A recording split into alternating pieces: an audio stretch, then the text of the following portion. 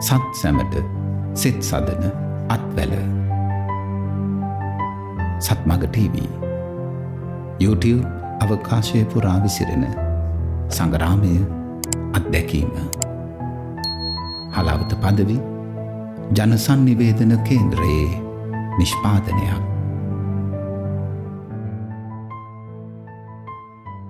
ජීවිතයට මඟ කියා දුන් ආලෝකවත් ජීවිත ආදර්ශය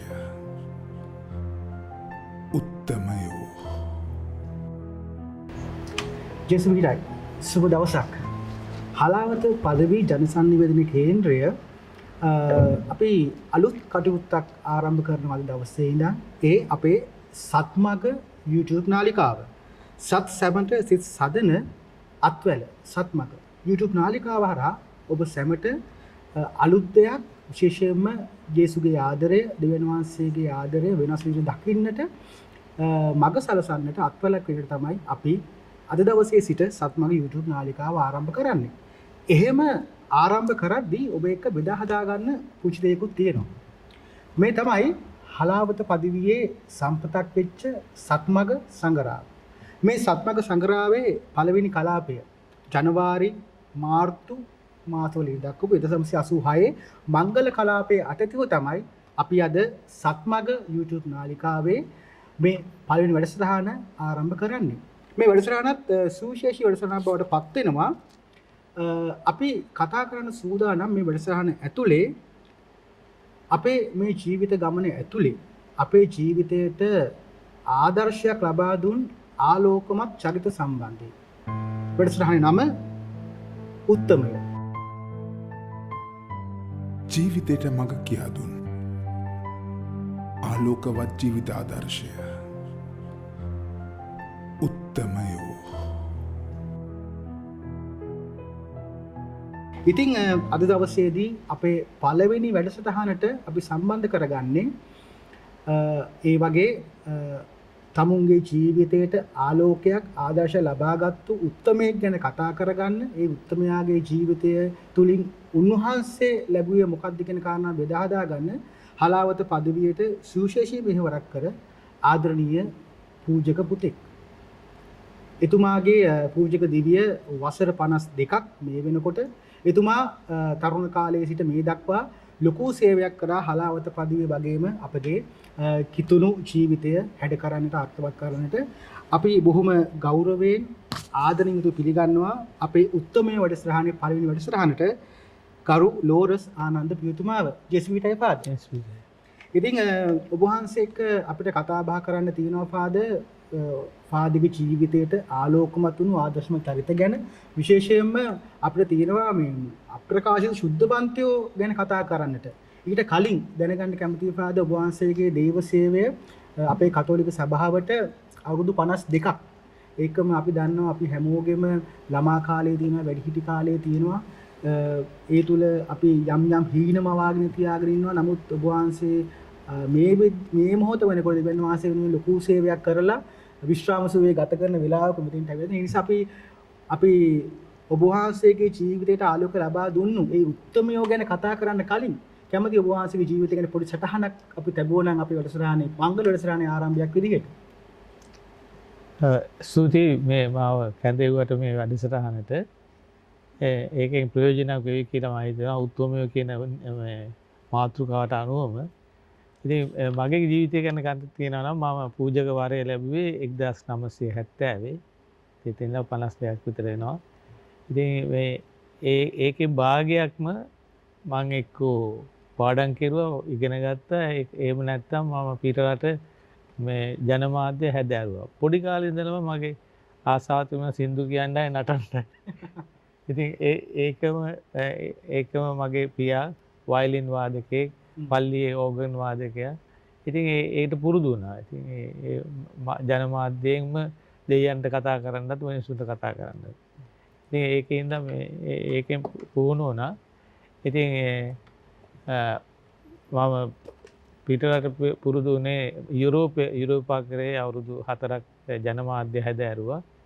ඊට පස්සේ මම ඒකට කියන්නේ මම ජනමාධ්‍ය හැදෑරුවට දඬුවම කියලා. මේ මැනිලා නුවර අවුරුදු 6ක් වෙඩිටස් ගුවන් විදුලි සේවයේ සිංහල අංශයේ භාරව වැඩ කෙරුවා. එක්කම ඊට අමතරව තව ලංකා ගුවන් විදුලි සේවයේ ගුවන් විදුලිය පිළිබඳවත් වැඩසටහන් මෙහෙව්වා, රූපවාහිනියත් මෙහෙව්වා. ඉතින් මේවා අලුත් තැන් නෙමෙයි, පුරුදු තැන් වගේ. ඒ දැනුත් හැබැයි ඉතින් දැන් පුරුදු තැන් නෙමෙයි, දැන් විශ්‍රාම ගත වෙලා ඉඳලා ඉතින් යවෙන්නේ නැහැ. නමුත් මේ හරි ආසාවෙන් මතක් කරනවා ඒ වගේ මේ දෙයනාංශය ගැන මිනිස්සුන්ට මේ මාධ්‍යයෙන් කතා කරන්න පුළුවන් මේවා ගැන. මේ අර දඬුවමක් වලට ඒවා සුන්දර දඬුවම් නේ පාද. ඒ හොඳ දඬුවම් දෙයනාංශ හොඳ දඬුවම් දෙනවානේ. දැන් ඔබ වහන්සේ දැන් ඒ කාලේ මේ කාලේ ගොඩක් වෙනස්. අපි දැන් මේ සාකච්ඡාව පටන් ගන්න කලින් කතා කරුවේ තමයි ඒ කාලේට වැඩිය විශේෂයෙන්ම දෙවියන් වහන්සේගේ ආදරය, ජේසුගේ ආදරය සහ මේ පිටු දහම ජනතාවට සමීප කරවන්නට අලුත් ප්ලැට්ෆෝම්ස් ඇවිල්ලා තියෙනවා. දැන් අපි අද දවසේදී සත්මක YouTube නාලිකාවත් පටන් ගන්න මේ දේව ආදරය ජනතාව තව මේ ජන වන්දනාවල සම්බන්ධ කරලා ලංකාවේ තමයි මේ ප්ලැට්ෆෝම් එක ඇතුලේ YouTube කියන ප්ලැට්ෆෝම් එක ඇතුලේ අපි මේ සත්මක YouTube නාලිකාව ආරම්භ කරන්නේ. මේ කාල දෙකේ දැන් ඒ කාලේ ඔබ වහන්සේට අවස්ථාව නැති වෙන තිබ්බා මේ වගේ ෂණිකව දේව ජනතාවට මුදාහරින්න. හැබැයි මේ වෙද්දී අද තරුණෙක්ට ඕන නම් දෙවියන් වහන්සේගේ ආදරය ගැන ඔහුගේ දකින්න කෝණෙන් ජනගත කරන YouTube අවකාශය තියෙනවා. ඒ කාලේ තිබ්බේ නැහැ. හැබැයි ඔබ වහන්සේ දකින්නවද දැන් මේකේ හැමදේම පාද දෙපැත්ත කැපෙන පිහියක් වගේනේ.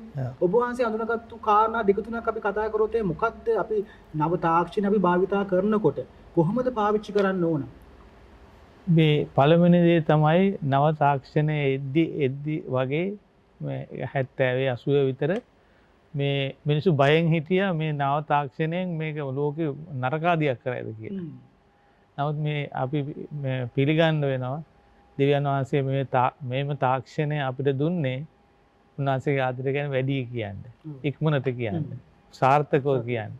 ඒකින්ද මේ ජනමාධ්‍යයේ දියුණුව එහෙම නැත්නම් ජනමාධ්‍යයේ තාක්ෂණික දියුණුව අපිට දෙයන්නාන්සේ දුන්නු ආශිර්වාදයක්. ඒක ශාපයක් කියලා හිතන්න හොඳ නැහැ. ඒකෙන් හොඳ වෙනවා නරකට වැඩි හොඳ දහස් ගාණක් වෙනවා.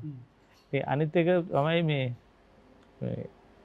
එදාට වැඩියේ අද වර්තමානයේ දැන් ඔබ කතා කරද්දි මට හිතුණා ඒ දවස්වල මේවා තිබුණා නම් කියලා. එහෙම තිබුණේ නැහැ. දැන් අද තරුණයෙකුට තරුණියකට පුළුවන් මේ තාක්ෂණය එක්ක එකපාරටම ජාත්‍යන්තරයට යන්න. ඒ දවස්වල ස්ටුඩියෝ එකට ගිහිල්ලා එඩිට් කරලා බ්‍රෝඩ්කාස්ට් කරලා ඒවා කරනකට වැඩි එක්කම යනකම් බලන් ඉඳලා ඊට වැඩි හරි ඉක්මන් හිතන්නත් බැරි තරම් මේ තාක්ෂණ හරි දියුණුයි. ඒකේ දියුණුව කියන්නේ දෙයයන්ගේ ආදරය කියන්න පුළුවන් ඉන්ස්ටන්ට් දෙවියන් වහන්සේගේ ආදරය කියන්න පුළුවන් ඕනනම් ඕන අයට. ඉතින් ඒ ආදරය ඉන්ස්ටන්ට් ආදරය නතු කරගෙන දීර්ඝකාලීනව තියාගන්නවා කියන කාරණාව අප සතුටු තියෙන වගකීමක්. ඒක වගකීමක්. අපි ඇති කරගත්තොත් ඇති වෙයි, නැති කරගත්තොත් අවිමතවත් නැති වෙයි. කොහොමුණත් අපිට අද දවසේදී අපේ හලාවත පදවියට ගරු ලෝරන්ස් ආනන්ද පියතුමාගේ සේවය ලබා ගැනීමට පරම්පරා ගානකට උන්වහන්සේගේ සේවය ලබා ගන්න හැකි වෙලා තියෙනවා. මොකද උන්වහන්සේ විදේශගතව හිටියත් දේවල් හැදෑරුවත් උන්වහන්සේගේ සමහර ලිඛිත සාක්ෂි තවමත් ඉතුරු වෙලා තියෙනවා. උන්වහන්සේගේ පොත් කීපයක් රචනා කරලා තියෙනවා. අපි ජීවිතයට මඟ කියා දුන්න ආලෝකමත් ආදර්ශය උත්තමය වැඩසටහනට එතුමාව සම්බන්ධ කරගන්නේ එතුමාගේ ජීවිතයත් ධනාත්මකව හැරවීමට ලක් කරා සහ ධනාත්මක අවදි කිරීමක් කරා අප අතර කාලයක කලින් ජීවත් වුණු උත්තමයෙක්. අපි හැමෝම මේ උත්තමයාට වන්දනාමාන කරනවා. අපේ යදුම් අපි වෙන මැදිහත් වෙලා යාඥා කරන්න කියලා අපි උන්වහන්සේට බාර කරනවා. ඉතින් අපි දැනගන්න කැමති ඔබේ ජීවිතේට මඟ කියා දුන් ආලෝකමත් ආදර්ශය කවුද? පාද විචිත උත්තමයා මේ සුදෝජ සේවාස් මනිතුමා සුදාන්තයේ වෙන්න ඉස්සරලා උන්වහන්සේ ගැන මම හුඟක් කියවලා තියෙනවා. ඒ තමයි මගේ පරමාදර්ශය. මොකද උන්වහන්සේ පයින් ගිහිල්ලා සරමාගේ ෂර්ට් එකක් ඇඳගෙන නමුත් ගෙනිච්ච දේව ආදරේ. මේ පිරිසර පිළේ නිදියගෙන එළියේ නිදියගෙන මధుරව කණ්ඩ ඇති හරියද. නමුත් මේ උන්වහන්සේ ගෙනිච්ච දේව ආදරේ ඒක පිරීලා තිබුණා. ඉතින් ඒක මට හුඟා පරමාදර්ශයක් වුණා. ඒ වගේ මේ සරලව සිහිල් ඒ කාටත් යන්න පුළුවන් පිළිවෙලට මේ ජනමාධ්‍ය කරන්න. ඉතින් ඒ ජනමාධ්‍යෙත් මගේ පරමාදර්ශය ලොකු තාක්ෂණ මේලක් නෙමෙයි ජුසේවාස් උන්වහන්සේ. ඒ කියන්නේ ඔබ වහන්සේගේ පුංචි කාලෙම ජුසේවාස් පියතුමාව ආදර්ශ කරගත්තේ. දැනගත්තේ මම තරුණ කාලෙදී උන්වහන්සේව දැනගත්තා. එතන ඉඳලා මම උන්වහන්සේට හරිය ඇලුම්ව උන්වහන්සේගේ ජීවිතේ ඉගෙන ගන්න පුළුවන් දේ මම ඉගෙන ගන්න උත්සාහ කෙරුවා. ඉගෙන ගන්නත් විතරක් නෙවෙයි උන්වහන්සේව අනුව ජීවත් වෙන්නත් උත්සාහ කෙරුවා. සාමාන්‍ය සරලව ජීවත් වෙන්න කායකත්. ඉතින් උන්වහන්සේ හිඟන්න එක්කත් හිටියා රජවරු එක්කත් හිටියා. ඒකේ පුළුවන් ඒක පුදුම පුළුවන්කමක් ඒක. පංගුවකයට එක කට්ටියක් විතරයි ඒ පුළුවන්. නමුත් උන්වහන්සේගේ ඒ බහැපත් ජීවිතේ අපිට තියෙනවා නම් අපිට පූජකයෝ වශයෙන් කොච්චර දේවල් කරන්න පුළුවන්. උදයි දැන් සුද්දෝ ජුසේවාස් පියතුමා සම්බන්ධයෙන් ඔබත් දන්නවා මාත් දන්නවා. මුළු ලෝකෙම මේ වෙද්දි උන්වහන්සේට යාඥා කරනවාස අපි වෙනුවෙන් මැදිහත් වී දෙවියන් වහන්සේට යාඥා කරන්න කියලා අපි උන්වහන්සේගෙන් ඉල්ලා සිටිනවා. නමුත් ගලු රෝලස් ආනන්ද පියතුමා විසින් ලියවෙනවා විශේෂිත පොතක්. මේ පොත ඇතුලේ ඉන්නවා 140 දෙනෙක්. මේ 40 දෙනා නිසා තමයි ජුසේවාස් පියතුමාගෙන් පස්සේ වසර 150ක් ඇතුළත ජුසේවාස් පියතුමා අරගෙන ආපු අපේ දේව ධර්මය දෙවියන් වහන්සේ ගැන විශ්වාසය මේ වෙනකන් පැතිරීගෙන ඉන්නේ. ඉතින් මේ සියල්ල එකතු කරලා උන්වහන්සේ පොතක් ලියනවා ජුසේවාස් යුගයේ අප්‍රකාශිත සුද්ධවරයෝ කියලා. මෙන්න මේ පොතේ එහෙම සුද්ධවරයෝ ඉන්නවා 140 දෙනෙක්. දැනගන්න කැමති මේ වගේ පොතක් ලියන්න. මේක රිසර්ච් එකක් කරන්න ඕන වැඩක් ෆාදර්. නිකම්ම ලියන්න බෑ මේකට. සතිතෝතුරු දාන්න ඕන.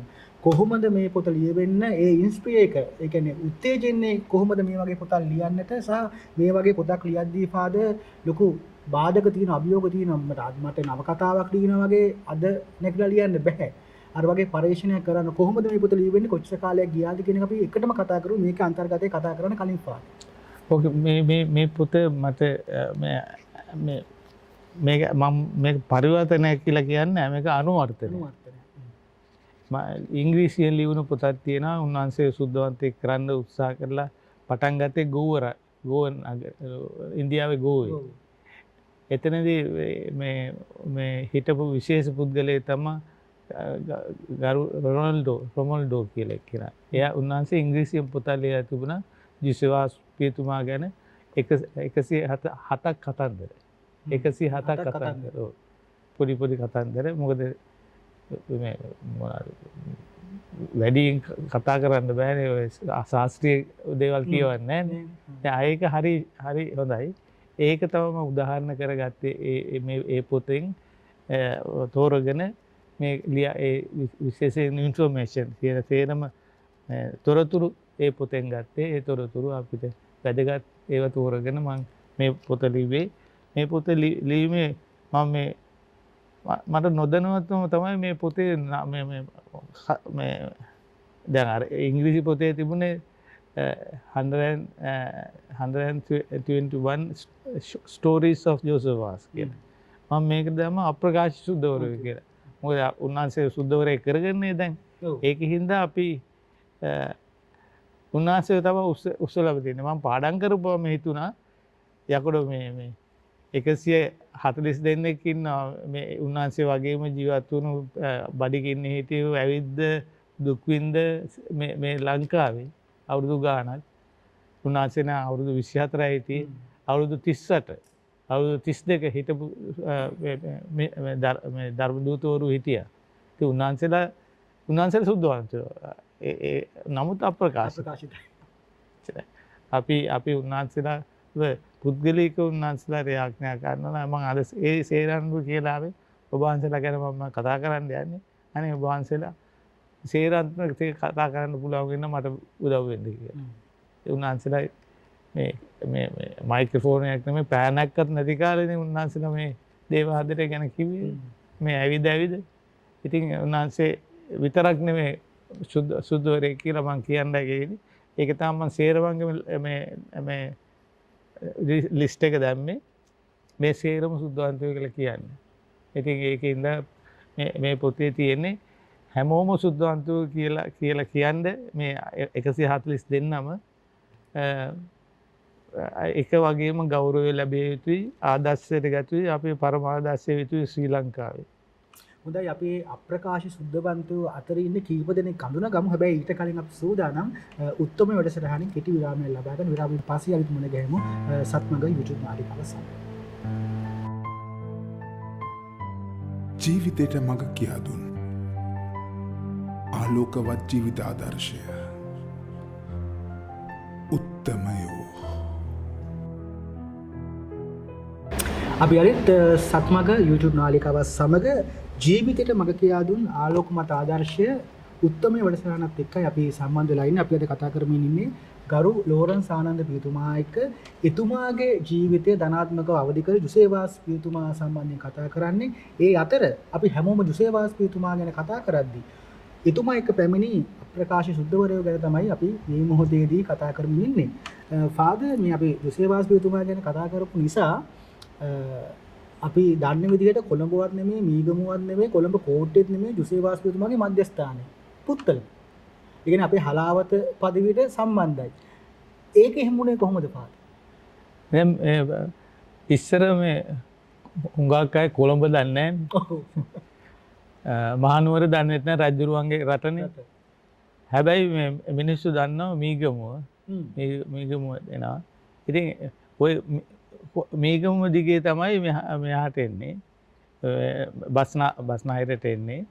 නමුත් පුත්තලම මේ විශේෂ වුණේ එකක් ලුණු. මිනිස්සුන්ට ලුණු නැතුව කන්න බෑ. ඉතින් රජුරුවන්ටත් ලුණු ගෙනියන්නේ පුත්තලමේ. ඔව්. එතකොට රජුරුවන්ගේ බිසෝන් වහන්සේලාට වස්ත්‍ර ගෙනියන්නේ පුත්තලමෙන් කියලායි තියෙන්නේ. ඒකම හැබැයි පුත්තලම එච්චර ප්‍රසිද්ධ වුණේ නැහැ. නමුත් මේ කල්පිටිය තමයි ප්‍රසිද්ධ වුණේ. මොකද කල්පිටිය මේ හොඳ මේ නිරීක්ෂණ තුඩුවක්. මොකද වටේම මුහුදු ගමන් ඉස්සර මේ ප්ලේන්ස් තිබුණේ නැහනේ. ආසියාත් තිබුණේ නැහැ. සේර ගමන මුහුදෙන්. ඉතින් මුහුදේ යන්නේ ඉන්නේ කවුද කියලා බලා ගන්න පුළුවන් හොඳම තමයි කල්පිටිය තුඩුව. ඒකින්ද මේ පෘතුගීසින්ට, ලන්දේසින්ට, ඉංග්‍රීසින්ට මේ කට්ටියටම තියාගන්න ඕන වුණා මේ මොනවාද මේ ආරක්ෂිත ස්ථානයක් වශයෙන්. ඒකයි බලකුටුව තියෙන්නේ මේ කල්පිටිය. තාම මේ බලකොටුව ශක්තිමත්. දැන් මේ කල්පිටිය ඔහොම තියලා පුත්තලම වැදගත් උනේ කොහොමද කියලා ඒකයි කරන්න ඕන. මොකද වැඩිම කතා කරලා තියෙන පුත්තලමේ ජුසේවාස් වහන්සේ වැඩ කරපු විදිය. මොකද උන්වහන්සේ පුත්තලම මධ්‍යස්ථානය කරගෙනයි මුළු ලංකාවටම සේවය කෙරේ. උන්වහන්සේ ගොඩ බැස්සේ මන්නාරමට. මන්නාරමෙන් ගොඩ බෑලා උන්වහන්සේ අවුරුද්දක් විතර හැංගි ඉඳලා ඊට වැඩිය වැඩ කරන්න බැරි ඉඳ උන්වහන්සේ අසරේපත් වුණා. උන්වහන්සේ කැලේ මැද්දෙන් ඔහොම ආවා මේ මන්නාරමෙන් එයාගේ සේවකයා එක්ක මේ පුත්තලමට. උන්වහන්සේ දැනගෙන හිටියා පෘතුගීසි පුත්තලම උන්නයි කියලා. නමුත් එද්දී උන්වහන්සේගේ හරියට සන්තෝෂය දුනා. මේ උන්වහන්සේ එන බව ආරංචි වෙලා කොහොම හරි 1000ක් විතර කතෝලිකයෝ පුත්තලම රැස් වෙලා උන්නයි කියලා සටහන් වෙලා තියෙනවා. ඉතින් මේ ඒකම උන්වහන්සේ එද්දී පෘතුගීසි හදපු දේවමන්දිර පල්ලියක් තිබිලක් තියෙනවා. ඉතින් ජේසුස් වහන්සේලා තියෙන මීට වැඩිය දේවයන් වහන්සේ තෝරගන්න නැහැ තැන කියලා උන්වහන්සේ එතන ඉඳලා තමයි අපිට හලාවත පදවියේ තමයි පුත්තලම. නමුත් ඊට වැඩි දෙයක් දේවයන් වහන්සේ කරලා තියෙනවා. මුළු ලංකාවටම කතෝලික සභාවේ මූලික ස්ථානයේ පුත්තලම. ඒක අපි කවදාකවත් මේ උන්වහන්සේ ආමන්ත්‍රණය කරන්න නරකයි. මේ මොකද පුත්තලම වැදගත්කම දේවයන් වහන්සේගේ බැල්ම ජනනාසේගේ සේවකයෝ වැඩ කරපු තැන. උන්වහන්සේ ජේසුස් වහන්සේ හැමෝටම එන්න ගියේ පුත්තලමට.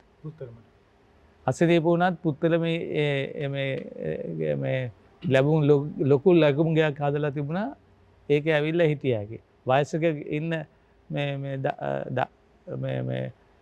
මොනාද ස්වාමිලාට ඇවිල්ලා වෙහෙසට ඉන්නවනම් මැනසෙස් පියතුමා පුත්තලම තිබ්බේ උන්වහන්සේ හරි මහතෙක් කෙනෙක්. නමුත් කියන කිසි දෙයක් අහන්නේ ඕන වතුර කෑනවා.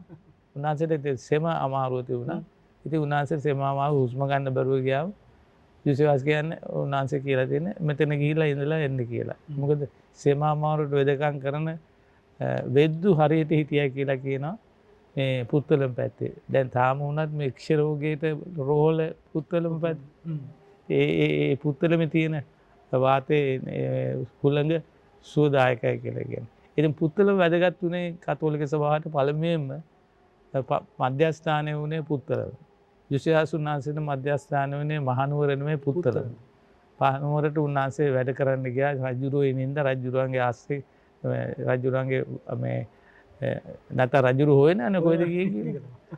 ඒකින්ද උන්වහන්සේ ඒ ගිහිල්ලා උන්වහන්සේ හිටියා. රජුරුවම හදලා දුන්න පොඩි මේ පල්ලියක් චුටි පල්ලියක් ඒක හිටියා.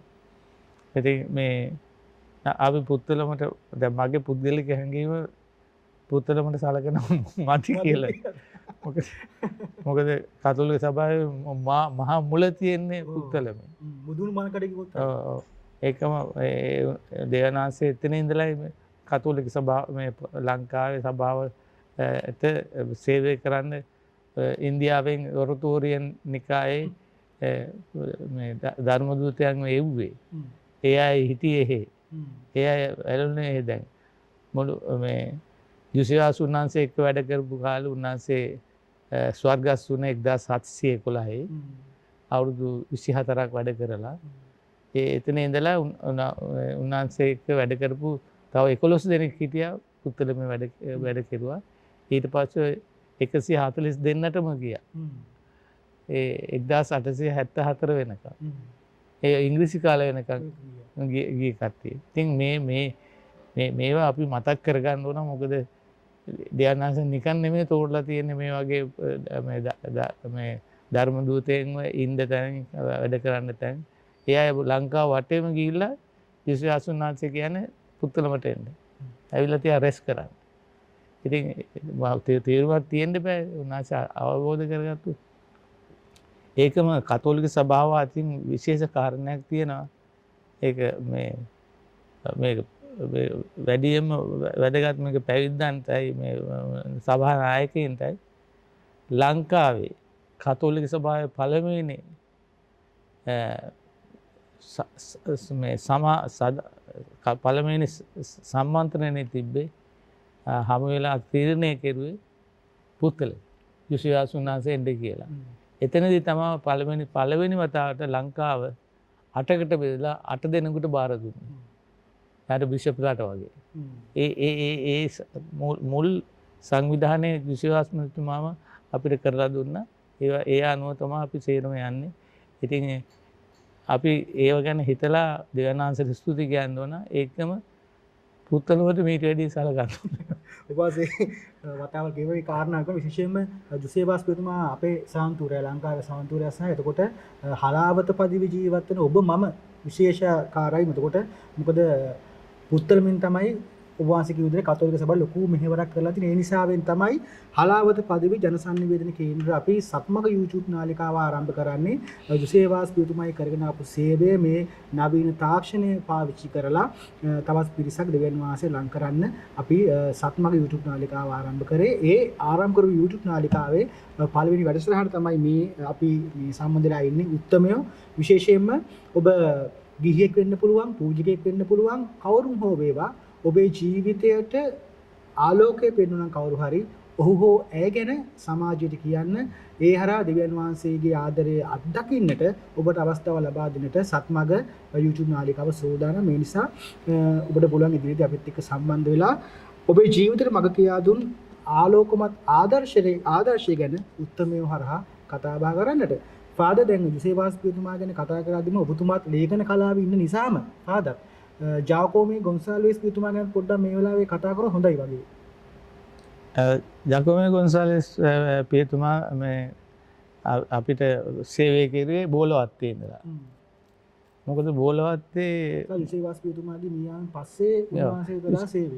විශේෂ උන්වහන්සේ ජීවත් වෙලා ඉන්න කාලේ තමයි ලංකාවට මනසේස් එයාගේ නෙවියු නෑ කරවල්ලෝ යාකොමේ ගොන්සාලෙස් තුන් දෙනාම පුත්තලමට ආවේ. පුත්තලම වෙරළට ආවයි කියලා කියන්නේ. එතකොට උන්වහන්සේ මේ කවුද මේක දැනගෙන දුසියාස් උන්වහන්සේ නුවර ඉඳලා පයින්ම ඇවිල්ලා වටේ කුරුණෑගලෙන් බෑලා ඔහොම ඇවිල්ලා මේ තුන් දෙනා හම්බෙලා අඬලා බ්ලෙස් කරලා ඊට පස්සේ ඒ තුන් දෙනා කොමිසම් කරලා ඉස්සෙල්ලාගේ මේ තුන් දෙනාව මේ එක එක්කෙනාට බෙදලා දුන්නා. ජකොමේ ගොන්සාලෙස් පියතුමාව ඔය කච්චිරාව කියන තැන. දැන් එතන නෑ. ඉස්ලාම රජුරවන්ට තිබුණු ප්‍රදේශය තමයි කච්චිරාව කියන තැන. ඒ හරියට තමයි ගෙනිලා මේ උන්වහන්සේට බාර දීලා තිබුණ පල්ලියක් හදලා එතන ඉන්න. නමුත් එතන බැරුව ගියා උන්වහන්සේට ඉන්න විදියක් නැති හින්දා මේ මිනිස්සු කලබල කරන හින්දා මේ විශේෂයෙන් මේ අලුත් ආගමක් කියන්න ආපු ඒ වගේ ප්‍රශ්න තියෙනවානේ. ඉතින් ඒක විශ්වාස උන්වහන්සේගේ ප්‍රතිපත්තිය තමයි කලබල කෙරුවොත් එතන මොකක්ද යනවා. හබ කරන්න වැඩක් නැහැනේ. හබ කරලා වැඩක් නැහැ. එන්න යුද්ධ වැඩි වෙනවා දැන් වගේ. ඉතින් උන්වහන්සේගේ ප්‍රතිපත්තිය උනේ එතෙන්ට බැරි නම් අපි වෙන තැනක යමු කියලා උන්වහන්සේ රජුරෝ දීපු තව පොඩි ඉඩම් කැලලක් තිබුණා. දැන් බෝලවත්තේ පල්ලියේ තියෙන එකේ. එතන උන්වහන්සේට ඉන්නේ කියලා එතන වැඩ ගන්න අරගෙන ඒ උන්වහන්සේ දිගටම වැඩ කෙරුවේ. ඉතින් බෝලවත්තේ උන්වහන්සේ ගැන වචනයක් කියනවා ජකමේ ගොන්සාලෙස් මගේ පුද්ගලික දැනුම අනුව නම් හුඟක් අය උන්වහන්සේගේ ගීතිකා දන්නවා. කවි එයා සේරම දන්නවා. නමුත් උන්වහන්සේ ගැන දන්නේ නැහැ. මොකද උන්වහන්සේ ඔය ගීතිකා හදන්න ගිහිල්ලා පිතා පුත්‍ර ස්පිරිත් සාන්තු කියන නම ත්‍රිේක සුරජසුනේ කියන ගීතිකා හදන්න ගිහිල්ලා ඒ වගේ හදන්න ගිහිල්ලා හුඟක් අය අකමැති වුණා සිංහල ජනතාවට සිංහලෙන් ගීතිකා හදලා දෙනවට. ජකොමේ ගොන්සාලෙස් මේ ඉන්දියාවේ මිෂනාරිවරු කැමති වුණේ නැහැ. මොකද ඒ මිෂනාරිවරු හදලා දීපු ගීතිකා සේරම දෙමළ. ඒ අය කිය එකනේ බෝලවත්ත තාම දෙමළ පුළුවන්. ඒ උරුමේ තියෙනවා. ඉතින් එහෙම හදන්න ගියාම ඇයි එහෙම කරන්නේ මෙච්චර කාලයක් කියපු දේවල් මෙයා පාපාංශේ අවසර දීලා තියනවාද කියලා ඔයගේ එන උඟක් ප්‍රශ්න ඇති වුණා. උන්වහන්සේ ගැන උඟක් රෝමටත් ලිව්වා. මේ කොචින් මේ පදවි රදගුරුතුමා මේම කරන්න හොඳ නෑ. අපි කරලා තිබුවා වෙනස් කරන්න යන්නේ ඇයි? අවසරයක් නැතුව ඇයි මේ කියවන්නේ? ඒ වගේ ප්‍රශ්න තියෙනවානේ කවදද? නමුත් ගොන්සාලෙස් උන්වහන්සේ සේරම එක විශ්වාස උන්වහන්සේ වැඩි විශ්වාස උන්වහන්සේ කරන්න ඇත්තේ තාත්තා කෙනෙක් වගේ කියපුවා මේ වගේ දෙයක් තියෙනවා මම නතර ගන්න. නෑ කරන් යන්න. ඒ වගේ මේ උන්වහන්සේ හරියට ධෛර්යමත් කරලා තියෙන කෙනෙක්.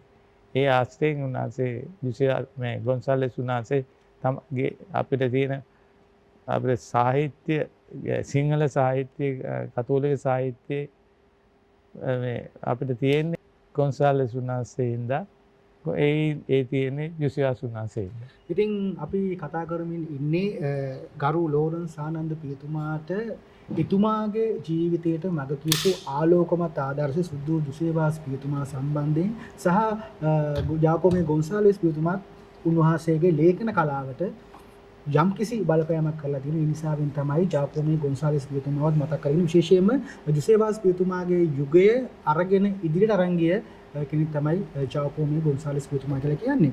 අපි කතා කර ඔබ වහන්සේගේ අප්‍රකාශිත ශුද්ධවරයෝ මේ කෘතියේ ඉන්නවා 140 දෙනෙක් තමයි. අපි කැමති මේක ඉන්න අපි නොදන්න විශේෂයෙන්ම මම දන්නේ නැහැ. මම මේ සාකච්ඡාවට ලෑස්ති තමයි දැනගත්තේ මෙච්චර ප්‍රමාණයක් ඉන්න අපි බොහෝ විට දන්නේ 10 දෙනෙක් හෝ 5 දෙනෙක් දන්නවා විසේවාස් පියතුමා එක මෙන්න මේ වගේ සේවයක් බොහෝ දෙනා කරා කියන කාරණා. හැබැයි 140 දෙනෙක් වසර 150ක ඇතුළත මෙවැනි සේවයක් කරා කියලා ඇත්තට මම දැනුවත් වෙලා හිටියේ අද දවසේ තමයි ඔබ වහන්සේගේ මේ කෘතිය හරහා දැනගන්නේ. අපිට මතු කරන්න පුළුවන් නම් මේ සාකච්ඡා අවසානයේ කලින් මේකේ ඉන්න තවත් ඒ වගේ අපි දැනගත යුතු අප්‍රකාශී සුද්ධවරයෙක් ගැන හෝ කීප දෙනෙක් ගැන. මේ දැන් මට පතක් වෙන ඉස්සෙල්ලාම පුත්තල මේ දුෂ්‍යවාස උන්වහන්සේට පස්සේ මේ ඔරතෝරු නිකාය ප්‍රධානය වෙච්ච ජෝසප් මනසෙස් පියතුමා.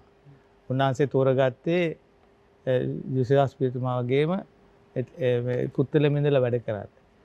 හැබැයි උන්වහන්සේ මේ තියා මොරන්ඩුයි කියලා කියන්නේ. මොකද මේ වැඩ නොකර ඉන්නේ නැහැ. උන්වහන්සේ ශරීරයෙන් මහත එක්කෙනෙක් ඇවිදින්නත් අමාරු. නමුත් ඇවිදිනවා. වැස්සත් ඇවිදිනවා. තෙතමනෙත් ඇවිදිනවා. උන්වහන්සේ මේ සේව රෝගේ තිබුණයි කියලා කියන්නේ. උන්වහන්සේ කිසි දෙයක් ගත්තේ නැහැ. මොන හරි අවශ්‍යතාවයක් වුණොත් කතෝලිකයෝගේ මොන හරි අවස්ථාවක් වුණොත් එතෙන්ට යනවා උන්වහන්සේ මඩේ හරි. ගිහිල්ලා ඇවිල්ලා කැකෑ ඉන්නවා. ඒච්චරම තමයි. ඉතින් මේ මනසේ ප්‍රොජෙක්ට්තුමා එන්නේ එහෙම කෙනෙක්. දැන් පුත්තලම කිව්වා අපිට හිතෙන්නේ දැන් පුත්තලම නගරේ අර පල්ලි 2-3 කියලා නෑ. පුත්තලම ගියපුවම ඉස්සෙල්ලා මේ බලා ගන්න ඕන වන්නියට යනකම්.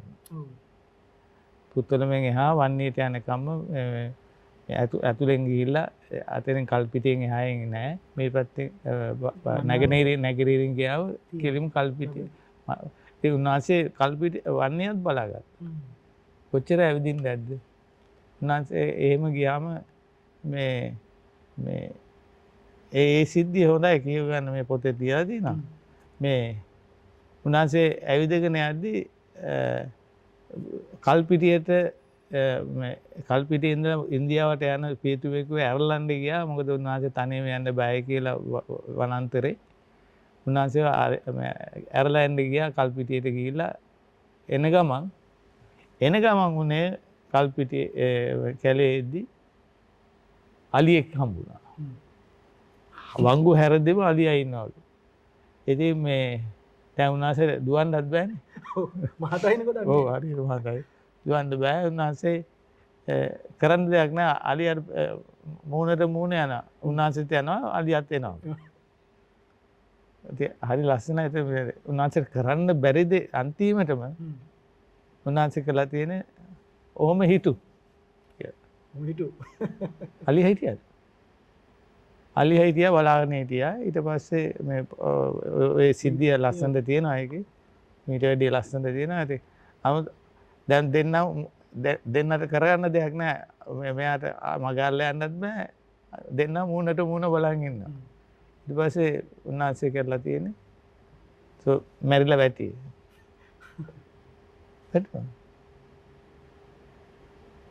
අලිය මැරිලා වැටිලා. කොහොම හරි කකුල් දෙක ඉස්සරහට තියලා ඔහොම වැටලා.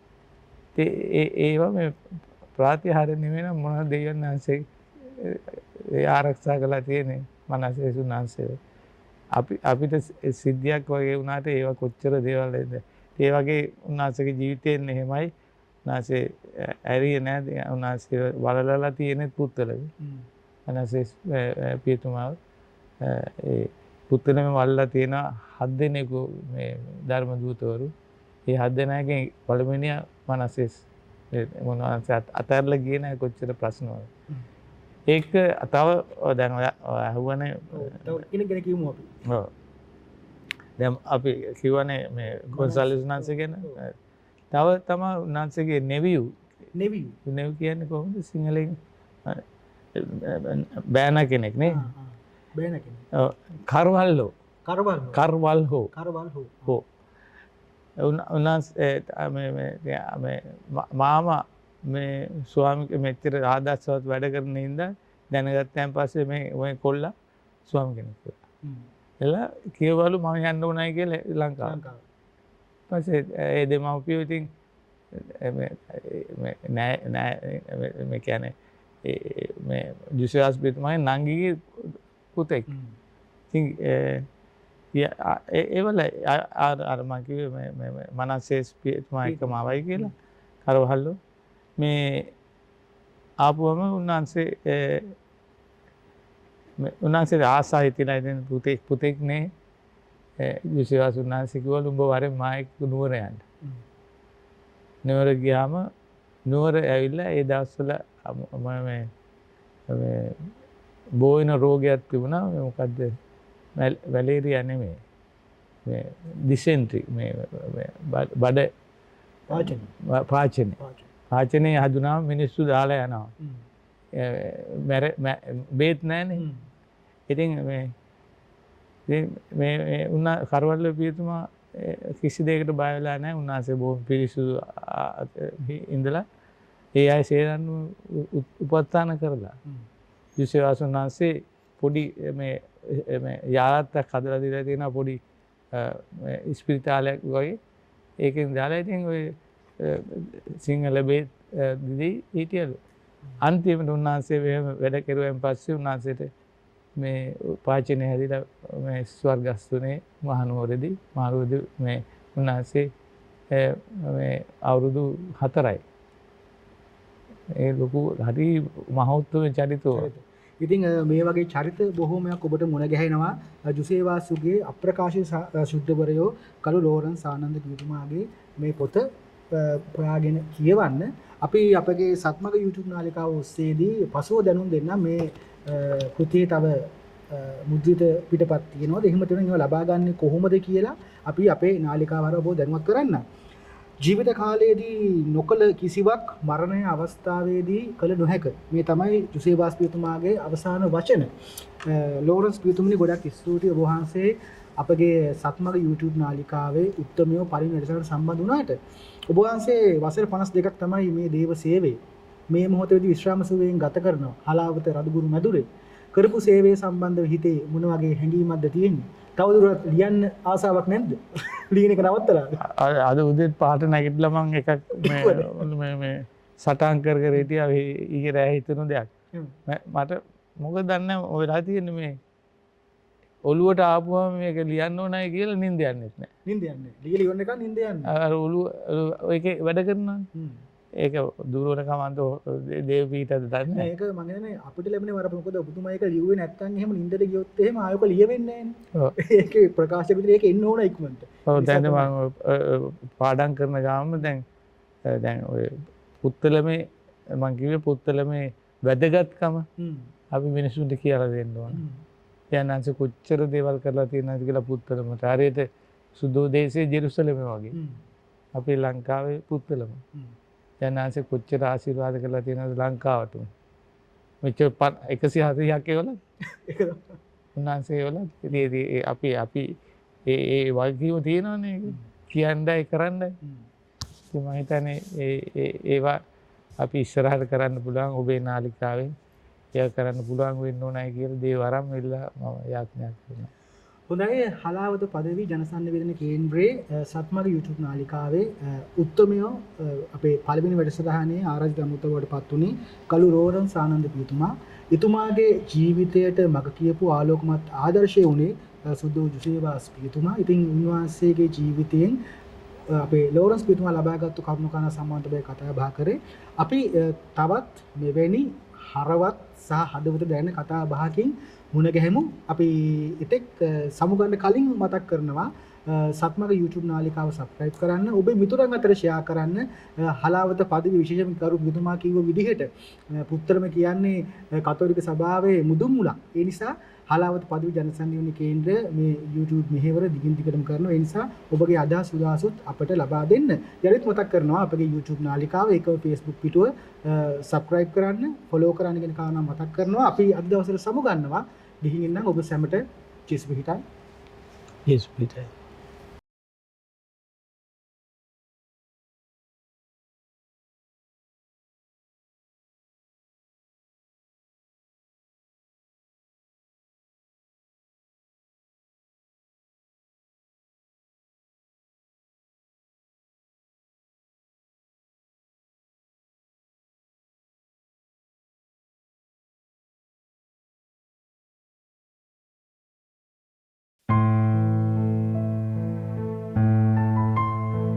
සත් සැමට සිත් සදන අත්වැල